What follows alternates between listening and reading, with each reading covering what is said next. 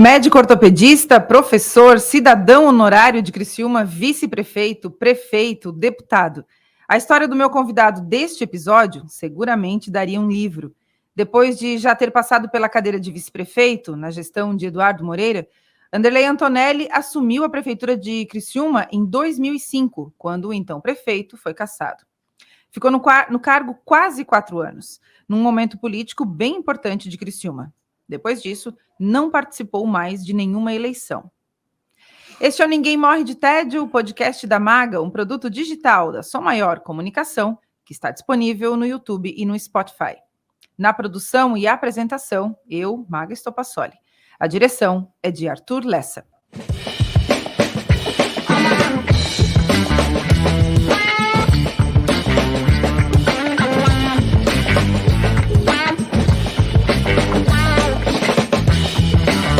Doutor Antonelli, seja bem-vindo.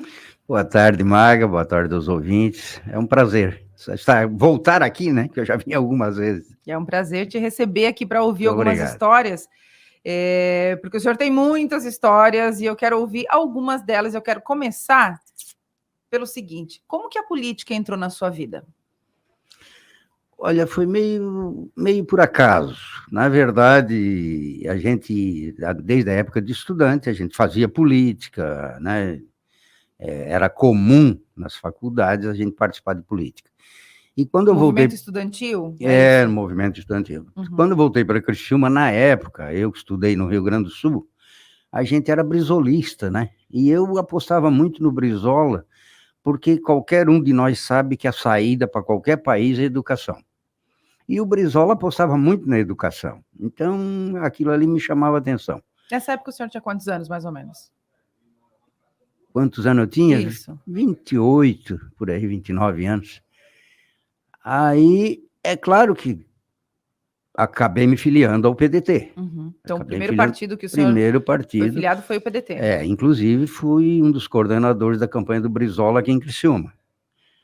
E aí tivemos um atrito lá dentro do PDT, e um grupo saiu do PDT e foi para fundar o PSDB. Uhum. Nesse grupo tinha o Adelor, tinha o Hamilton Guide, tinha a Catarina De Luca, a Dirley Catarina De Luca, Beleza. tinha o Sérgio Costa, e eu, fundamentalmente, eram esses. Uhum. E a gente se reunia, discutia, queria participar. Então, nós acabamos, esse grupo, né, participando. E tinha o Lula Conte, Pedro Isaí Conte também fazia parte. E numa ida para o PSDB, o único que não foi conosco foi o Sérgio Mendonça Costa. O resto foram todos para o PSDB. E ali nós começamos a militar, a formar o PSDB, acreditando na social-democracia, aquela coisa. Até que veio a campanha para deputado. E eu estava em Porto Alegre, passeando, final de semana, quando o Lula Conte e o Adelor me lançaram candidato a deputado. Quando Eles lançaram o Eles senhor. lançaram, sem eu saber. Isso era o quê? 98? Não, 89, acho. 89, isso? 89, 90, por aí. Porque na época da fundação, sim. Aí saí candidato meio que por acaso, meio na brincadeira, que não era brincadeira, mas parecia.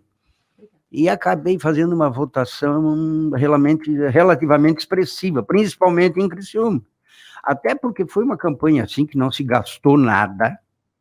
Não se gastou nada. Eu trabalhei voto na rua? Eu trabalhei até o último dia no consultório, operando, não tinha essa de ajuda de... Alguns amigos ajudaram com alguma coisa, mas não tinha profissionalismo nenhum, puro amadorismo. E eu fiz uma votação expressiva para a época, em torno de 5 mil votos, aqui em Criciúma. Então eu virei o vice dos sonhos dos candidatos a prefeito. Entendi. E foi nessa eleição que o senhor ficou suplente de deputado, é isso? Ou não? Foi depois? Não. Foi depois. Aí eu saí candidato a vice-prefeito com o Eduardo Moreira, Eduardo prefeito. Aí nós ganhamos a eleição. Então, o seu primeiro mandato como político foi como vice-prefeito. Como vice-prefeito. Aí eu saí candidato a deputado. perdi por 120 votos. Mentira. 120 votos. E aí ficou suplente. Acabei assumindo um tempinho lá, acho que foi 45, 60 dias, quando o Kister foi para a Celesc, ele teve que renunciar. Uhum. Então, eu assumi efetivamente como deputado um tempinho, mas não deu para fazer nada, absolutamente nada. A única coisa que eu fiz foi pagar o imposto de renda, porque eu esqueci de lançar aquele mês e pouco que eu fiquei lá, acabei pagando multa, juro e correção, não ganhei nada. Só perdi.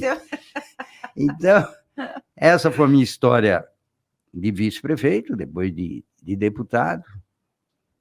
E aí depois, claro, veio a candidatura para prefeito. E eu, na época, eu continuava fazendo política, mas não estava, como é dizer, com a intenção de ser candidato. Uhum. E a política naquela época, ela era diferente, né? Ela era mais gostosa, era menos... O senhor acha que era mais gostosa? Era mais gostosa e eu acho que menos suja. O senhor acha? Acho. Por quê? Eu não sei se agora a gente abriu os olhos para as coisas, né? Não sei. Pode ser isso também. Eu vou te confessar, Maga. Eu, quando falo, assim, eu achava que eu era um cara malandro. Eu trabalhei com futebol, trabalhei como médico, militei na política. Eu achava que eu era um cara mais ou menos malandro. Aí, quando eu vi que a grande mídia te fazia a cabeça todos os dias, eu hoje criei aversão à televisão. Vou te dizer, se tem uma coisa que eu gosto na televisão, é um jogo de futebol, certo? Porque aí, inclusive, às vezes eu tiro o som. Só olhar. E ali tu não te irrita, tu não te incomoda. Porque hoje a televisão tá assim, é 8 ou 80. Um lado, um para a direita, outro para a esquerda, e o pau pega, o pau come. Então, a política hoje tá triste para se fazer. Mas temos que fazer política, gente. Temos que fazer, porque senão quem não vale nada continua fazendo e vai continuar mandando em nós. Então, é uma obrigação da gente fazer política. O senhor continua fazendo política? Faço, critico, não tenho papas na língua. Sabe, quanto mais velho, a gente fica mais atrevido, né? Mais impertinente e mais atrevido. Então, tenho que dizer de quem eu acho que eu tenho que falar alguma coisa, porque o homem público está lá para nos servir, eles são pagos por nós. Uhum. E quando eles não fazem direito, a gente tem que berrar, tem que falar mesmo, tem que procurar os nossos direitos. Então, eu acho que a política é isso aí, sempre fez parte da minha vida, gosto, não adianta dizer que eu não gosto de política, eu gosto de política. Agora, claro que eu fiquei um tempão sem ser candidato, exatamente por essas situações que se criaram, a gente vai perdendo o entusiasmo e além de perder o entusiasmo, a gente vai ficando mais velho, vai cansando também, né? E o senhor continua com a clínica? Eu continuo atendendo na osteoclínica, só que parei de operar. Eu continuo atendendo, porque assim, ó, eu tive uma amante na vida, que foi a medicina. Já pensei que a gente ia ter alguma revelação aqui, ai meu Deus. Bombástica. Bombástica. Não. Eu sempre dizia para a mulher, não te preocupa, que a única amante que eu quero mesmo é a medicina. Então, eu gosto, e tanto que eu continuo trabalhando, o motivo principal que eu continuo trabalhando é porque eu gosto. Porque se eu não gostasse, eu já teria largado. Com certeza. E graças a Deus não me faria muita falta. Então, eu acho que a política está no sangue, está na vontade e está na obrigação de quem conhece, de quem milita, de quem sabe o que é o certo e o errado, de fazer as coisas. É por isso que eu faço. Já aproveitar que a gente falou de medicina e antes de a gente voltar para a Prefeitura de Criciúma, sabe quem te mandou um abraço? Doutor Giovanni Zappellini, da Osteoclínica. Eu comentei que ia conversar com o senhor e ele mandou Giovanni, meu amigo. Um abraço para ele também. Um grande ortopedista. Literalmente, né? Grande e muito competente. Doutor Anderley, e aí, em 2005, o senhor, por força do destino... Eu recém tinha me aposentado no Ministério do Trabalho. Eu era auditor do Ministério do Trabalho. E, sabe assim, tu não deve conheci, talvez. Mas assim, quando se tem um cachorro na corrente, se deixava muito cachorro na corrente antigamente. Uhum. Quando tu solta um cachorro da corrente, ele começa a correr, ele vai até um ponto e para. Ele já está naquela. Uhum. E eu estava tão acostumado a trabalhar 15, 18 horas por dia. Quando eu me aposentei no Ministério, eu fiquei nessa situação. Não sabia o que fazer com com a sabia. liberdade do tempo livre. Não. Aí o meu amigo Eduardo Moreira vem, ele me chama de Anderley, não me chama de Andonelli. Ô, Anderley, nós precisamos de um candidato a prefeito. Digo, ai, não, né? Logo eu. Mas naquela ali eu não tinha, sabe? Aí um dia, eu vou te confessar, eu estava ali na Joaquim Nabuco, na Sinaleira, indo para casa. Aí fui indo, digo, onde é que eu vou? O que eu faço? Não tinha o que fazer. Uhum. Aí quando eu estava descendo a Ercílio Luz, eu digo, eu vou ser candidato. Foi ali, naquela hora? Ali, você. Cheguei em casa e falei, vou ser candidato a prefeito. Quase apanhei, mas passei incólume. E ali resolvi ser candidato. Eu tinha participado de uma eleição muito bonita, foi quando eu fui candidato a vice. Uhum. Foi a eleição mais bonita que eu já vi até hoje. Em que aspecto? Num aspecto assim, amoroso. A gente virou artista, sabe? Eu e o Eduardo viramos artista. A gente chegava, as crianças vinham, beijavam, às vezes com batom, a gente chegava em casa com batom, era tudo criançada. Foi um movimento muito bonito, foi uma eleição, tanto que todo mundo dizia, não, em Criciúma ninguém ganha com mais de 1.000 votos, nós ganhamos com 5.380 votos, entende? Foi assim, ela foi encantadora no sentido afetivo, foi muito bonito. E aquilo ali deixa marcas, né? Então, aí eu resolvi sair candidato a prefeito. Não foi tão empolgante, mas foi bonita também, foi bonita. A gente conseguiu chegar em segundo lugar, né? Houve algumas falcatruas, que eu não vou dizer aqui, mas que atrapalham na política, né? Mas mesmo assim, fizemos mais de 30 mil votos e ficamos em segundo lugar. E aí, com a cassação do Décio, aí eu acabei assumindo. Mas para assumir, eu passei por todo aquele perrengue do MST ali na frente da prefeitura, né? Uhum. Como é que foi aquele... Aquilo ali foi a pior fase que eu tive em Criciúma, assim, em termos de segurança, em qualquer coisa. Primeiro... O senhor se sentiu ameaçado de fato? Não, sentiu ameaçado de fato sentiu mesmo. Medo eu não saía de casa, eu saía para trabalhar na osteoclínica, fica bem pertinho do meu apartamento. Dali eu voltava para casa, e se eu fosse sair para a rua, eu saía com motorista, com policial, armado, uma situação bem difícil mesmo. E as ameaças, né, que explodia a prefeitura, que fazer isso, e eles lá, né? E eles não vieram de Chapecó para cá por brincadeira, eles vieram tudo esquematizado, tu sabe como é que essa gente milita, né? Então, realmente, eu me senti ameaçado, quando eu fui assinar ali na Câmara de Vereadores, assumir, eu fui num camburão da polícia, quer dizer, e a ameaça era constante. E o confronto estava escrito, Maga, eu vou te confessar, estava escrito e eu vou dizer por quê. Porque os policiais estavam pé da vida. Eles não aguentavam mais aquela situação, porque eles estavam fazendo hora extra e confusão. E quanto tempo eles ficaram ali na frente? Acho que 60 ou 80 dias por aí. Bastante tempo, né? Bastante tempo, foi mais de 2 meses. E os policiais diziam, não, nós estamos que nem marimbondo, nós estamos loucos que eles vêm. Ia haver confronto, ia haver uma coisa terrível. Porque os dois lados estavam em ebulição. Então foi um período muito ruim, mas aí houve uma negociação. Eu ia perguntar isso, como é que foi solucionada essa questão? Então, aí foi... O senhor participou dessas conversas com eles, não? Eu participei por telefone. Tá. Era assim, o Luiz Henrique, o Luiz Henrique, governador. O governador. Da Silveira. A Ideli Salvati, eu acho que o Milton Mendes.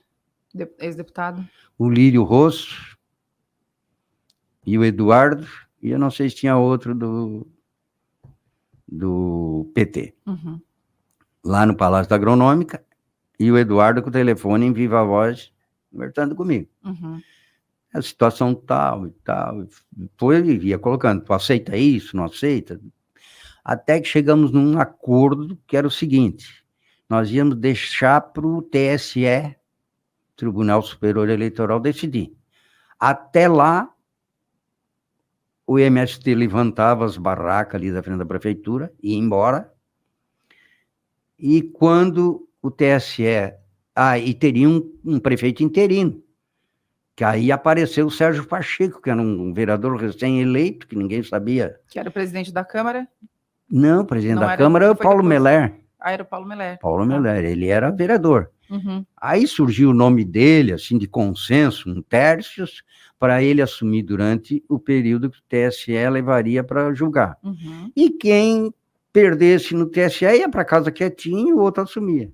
Então aí que chegou nesse acordo, e aí tem uma fase engraçada nisso aí, foi o seguinte, o Zé Paulo Serafim e o Edilson foram lá numa pizzaria comigo e com o Jorge Henrique Friedberg, para a gente conversar, para acertar.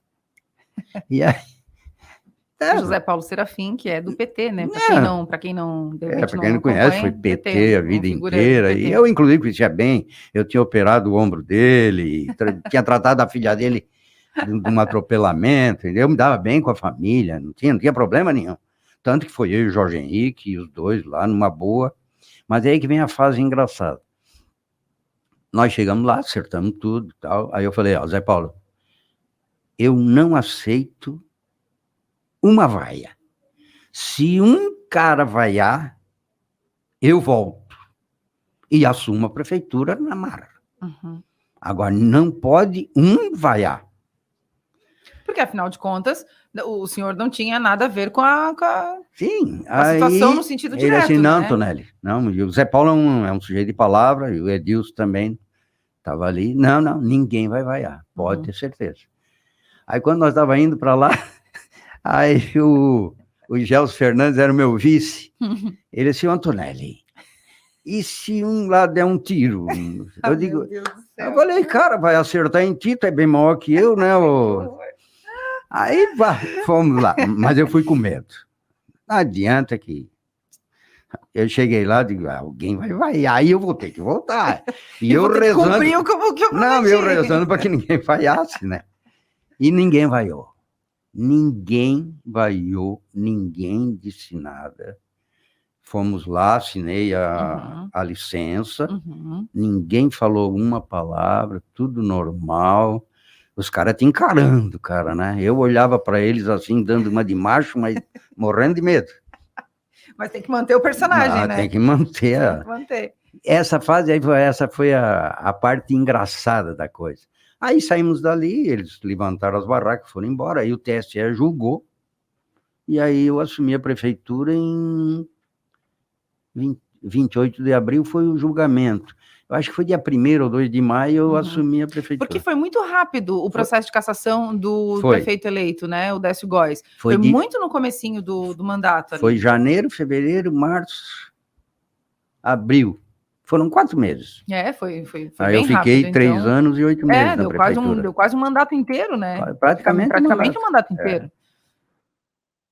Essa foi a história política, mas tem parte engraçada, tem parte triste, mas foi bom. E aí, a gente aprende com tudo. Com certeza. E aí ninguém vaiou, o senhor se licenciou, depois voltou, e aí conseguiu assumir... Não, aí assumi normal. Tranquilamente, não teve mais... Era um acordo, eles cumpriram com o acordo normal, sem problema nenhum. E como é que foi o seu governo? O que o senhor lembra, assim, de ter feito que te orgulha, de ter feito na sua gestão por Criciúma? Olha, assim, eu fiz algumas coisas que a maioria promete e não faz. Por exemplo? Eu investi em educação e saúde. Educação porque eu acredito que é a saída, e saúde porque é da minha área. Então, essas duas coisas. As outras coisas, assim, muito boas que ocorreram foram, assim, eu formei novas lideranças, né, que na época eles chamavam os menudos. Era uma gurizada maravilhosa. No final eles tocavam a prefeitura sozinho. Então tinha assim, tinha o Fábio Tinha o Fábio Jeremias, que foi presidente da OAB, o Vampiro foi deputado, o Miguel Vilaim é concursado, tem um emprego federal. O deputado Vampiro passou pela escola Anderlei Antonelli? O Vampiro começou comigo. Começou com o senhor? Meu chefe de gabinete. O Ricardo Fábio, que hoje é prefeito, é vice-prefeito. Então, tudo. Tem o André De Luca também, que foi suplente de vereador. Mas era um time muito bom, um time que tocava. O Leonardo de Favre, que foi procurador e é também uma pessoa de confiança. Então, era um time que não tinha o que...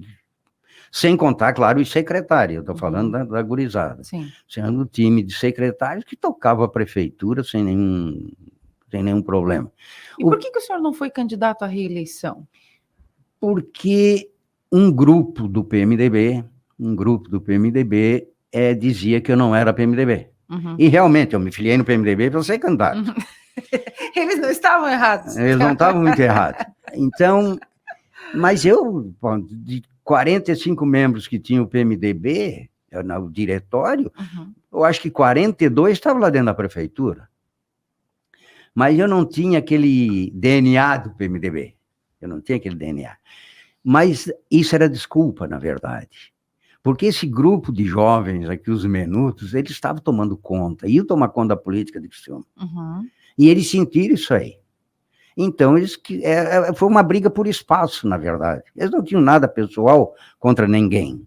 Era só uma movimentação política. É uma briga por espaço político. Nós entramos e estávamos tomando conta, e com certeza... Eu saí da prefeitura, na época não era Som Maior, era Antena 1. Antena 1. A Antena 1 fez uma pesquisa, isso aqui o Adelor deve ter. Eu saí com uma aprovação de 76%, porque a gente não tinha como perder a eleição. E não deu vontade de bancar o processo, de peitar a articulação, ir lá e ser candidato? Ou não ia ter como? Não, pelo seguinte, porque eles inventaram que iam fazer uma prévia. E os O MDB e as suas prévias, As suas prévias, que tu sabe que é carta marcada, né? As urnas iam ficar na casa de um, quer dizer, não tem cabimento. Aí eu falei, não, de prévia eu não participo. Primeiro que eu não sou idiota, participar de uma prévia e perder tu sendo prefeito. Isso é uma coisa que te dá o direito à reeleição.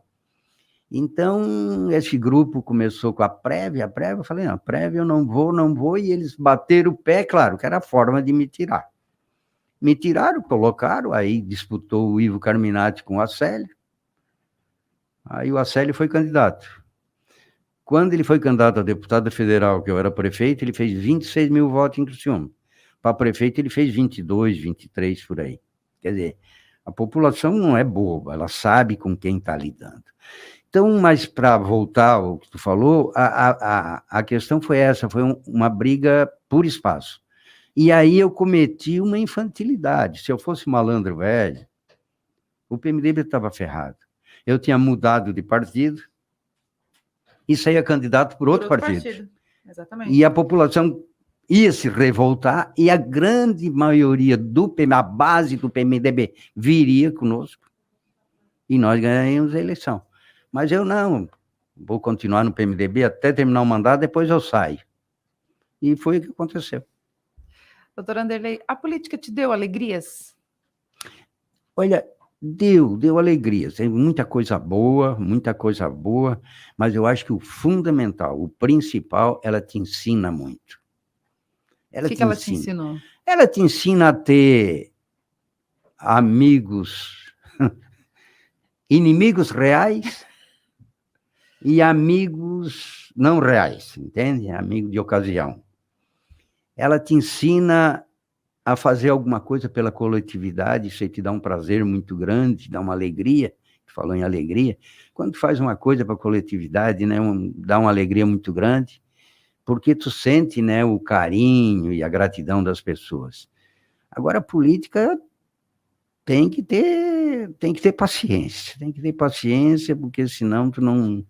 E eu, como, né, não tenho aqueles baixinhos invocados, não tenho muita paciência. O senhor é invocado? Eu sou. Já fui bem pior, hoje não, mas já fui. E Aí aquilo ali me desgostou e eu estava cansado. Eu digo, olha, eu dei a minha contribuição para a minha cidade, né? Eu nasci aqui, eu gosto daqui, me criei aqui. Meus filhos não nasceram aqui, porque quando eu vim eu já tinha os 3. Então, eu tinha compromisso com a cidade.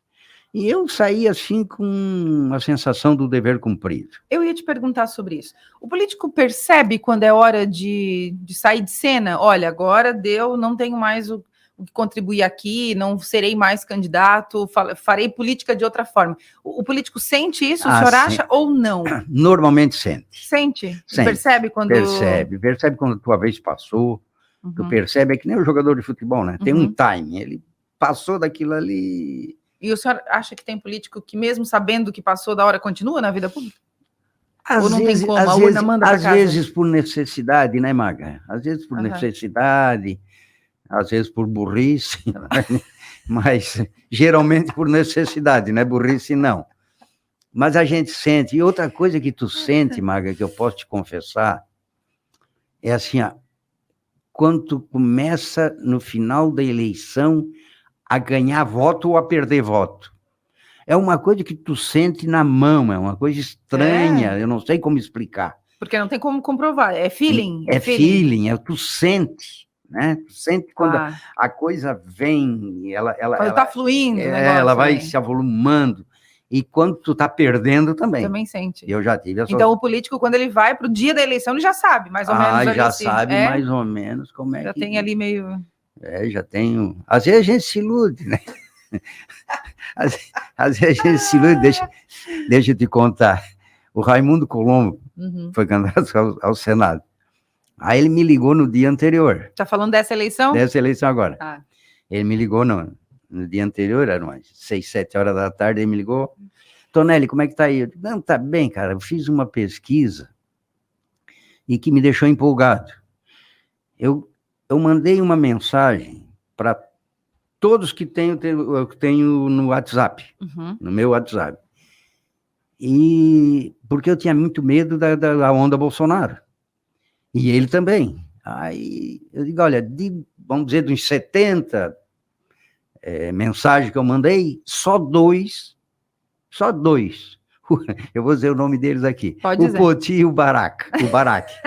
Os dois mandaram assim, Antonelli, eu sou teu amigo, mas eu vou de cabo a rabo no Bolsonaro. Só dois. E na outra eleição, a grande maioria que eu encontrava, eu não fiz isso aí, mas o que eu encontrava no centro, dizia, olha, Antonelli, tu é meu amigo, tudo bem, mas eu vou votar.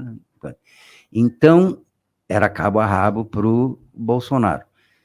E o Raimundo também. O Raimundo, 10 vezes mais malandro que eu, foi prefeito de Lages 3 vezes, senador, governador. Conhece o caminho ele assim, não, Antonelli, mas as pesquisas aqui estão apontando, eu tô bem na frente e tal.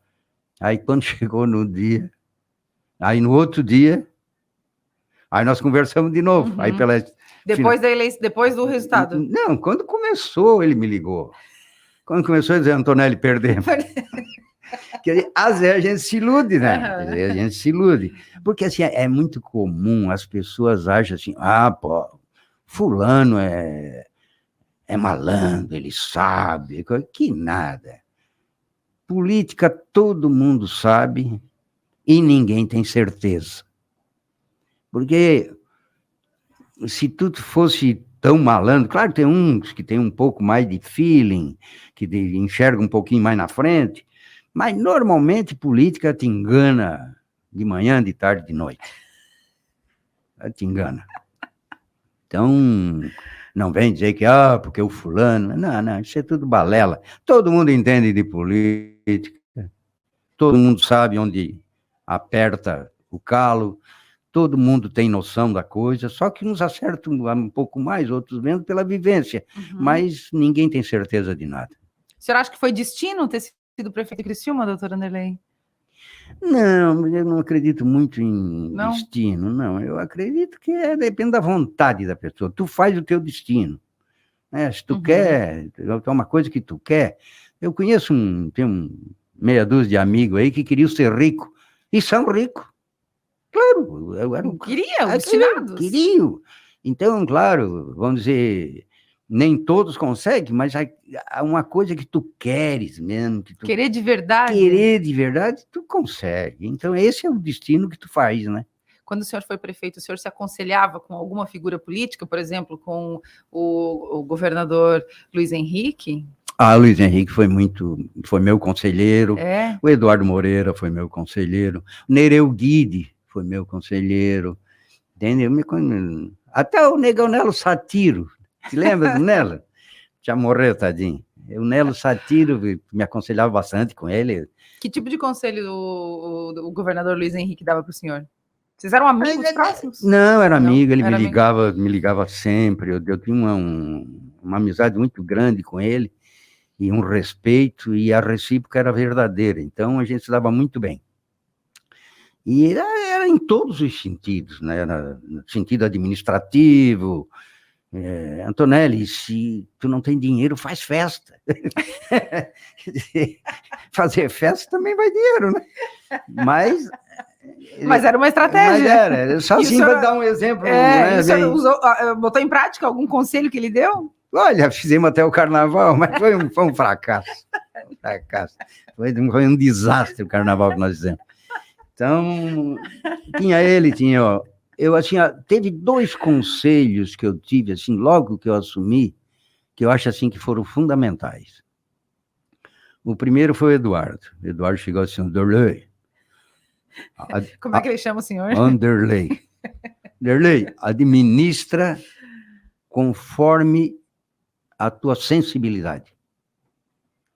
Eu achei aquilo ali uma coisa muito importante mesmo. E outro que me deu um conselho que eu nunca esqueci foi o Heriberto Schmidt, que foi prefeito 2 vezes de Turvo. E ele chegou para mim e falou, Antonelli, olha, vou te dar um conselho de amigo. No primeiro mandato meu, eu tive grandes problemas com a Câmara de Vereadores e tal, mas consegui administrar. No segundo mandato, eu achei que eu era o cara. E entrei com os 2 pés para cima dele. Ele assim, passei 4 anos do inferno. Não briga com a Câmara. Não briga com a Câmara de Vereadores. É que deu o presidente brigar com o Congresso. O governador brigar com a Lesc, essas coisas. Né? Não adianta, porque eles sentam em cima dos projetos, eles empacam, Tem saudade daquela época, prefeito? Não sei se é saudade, mas foi uma época muito boa. Lembra com carinho, assim? Lembro. Muita coisa boa também, né? Teve coisa ruim, mas as boas superam, entende? Então, não tenho do que me queixar. O senhor está de olho no processo eleitoral agora para a eleição de Criciúma de 2024? Estou de olho. Qual é a sua avaliação sobre o que... Olha, por coincidência, encontrei no elevador... Quando eu ia entrar no elevador, estava saindo do elevador o Jorge Bueira. É mesmo? E... A coincidência, né? Falando em política, o Jorge, que é um político experimentado, e eu acho que ele vai participar da eleição aqui em Criciúma. Eu tenho tido contatos com muitos políticos, com muitos vereadores. A gente tem conversado muito sobre a sucessão do Clésio. Uhum. E aqui em Criciúma a coisa está... Claro que ninguém tira os méritos de que o melhor cabo eleitoral hoje em Criciúma é o Clésio Salvaro. É o Clésio Salvaro. Com certeza Agora, uma coisa eu posso dizer porque eu disse isso para ele. Uhum. Eu me dou bem com ele, a gente conversa frequentemente. Eu falei, Clésio, transferir voto é difícil. É difícil. É muito difícil. Tem que fazer um bom trabalho, porque senão tu não faz o sucessor. Escolhe bem o teu candidato, porque se tu não escolheres bem, não vai pensar que é fácil ganhar a eleição transferindo voto. Uhum. Então, porque assim, tem uma coisa, o voto para deputado é um voto bem vagabundo, sabe? É um voto, tu nem te lembra quem é que tu votou para deputado. Agora, para presidente, governador e prefeito, aí o prefeito é o síndico. Tanto que em italiano, prefeito é síndaco, né? Síndaco é o cara que vai administrar a tua casa. Então, o voto para prefeito é muito qualificado. As pessoas pesam muito bem. É um voto mais difícil, né? De amarrar, de pegar, eu não sei, eu acho que ainda o mais difícil é de vereador. Também. Pela quantidade, Sim. pela coisa. O de vereador é o mais difícil. Agora, mas nesse aspecto da qualidade, o mais difícil é de prefeito. E o senhor acha que o Clésio já escolheu o sucessor? Ou ele está sofrendo eu acho que não, o Clésio para bobo não serve. Ele é ladino demais, ladino. Ele deve fazer pesquisa, ele vai tentar que tenha 4, 5 candidaturas, vão ter estratégias. Por exemplo, se tiver 4, 5 candidatos a prefeito, facilita para ele, porque quem está no poder, olha, só que tu escolha muito mal o teu candidato e que seja incompetente, que senão tu ganha a eleição. E ele, para isso, ele é competente. Ele vai, por exemplo, se tiver 4, 5 candidatos a prefeito, facilita para o candidato do prefeito, porque ele já parte com uma percentagem alta de votos. E aí é difícil alcançar, né? Mas mesmo assim, eu acho que ele vai fazer como ele fez da última vez, ele vai ter 8, 10 partidos, como ele já tem, né, vários partidos na volta dele. Então, isso aí facilita. E pode acontecer de ter 2 candidatos, os prós e os contra. Aí vai ser um divisor. Mas caminha mais ou menos por isso aí. Então tá bom. Obrigada, viu, doutor Anderlei? Falei demais, né? Não, olha, eu já quero marcar mais um episódio, porque eu acho que tem muita história que tu não me contou. Não, mas as que tem eu não posso contar. Ô, Maga, eu que agradeço a oportunidade, claro. Fica até chato que eu só falei de mim. Mas foi para isso que eu te chamei aqui, eu queria te ouvir. Mas quem é que vai querer ouvir também? Todo mundo vai querer ouvir, o senhor faz parte da história dessa cidade. Olha, é muita bondade tua. Mas, mais uma vez, muito obrigado, e sempre que quiserem, eu agora estou meio aposentado, não estou aposentado. Estou meio aposentado. Está mandando nos próprios horários agora, né? Claro. Então tá bom. Eu estou aí à vontade. Então tá. Obrigada mesmo, tá? Valeu. Esse é o Ninguém Morre de Tédio, podcast da Maga aqui. Nesse episódio, recebeu o ex-prefeito de Criciúma, doutor Anderlei Antonelli. A gente fica por aqui, na semana que vem tem mais. Até lá.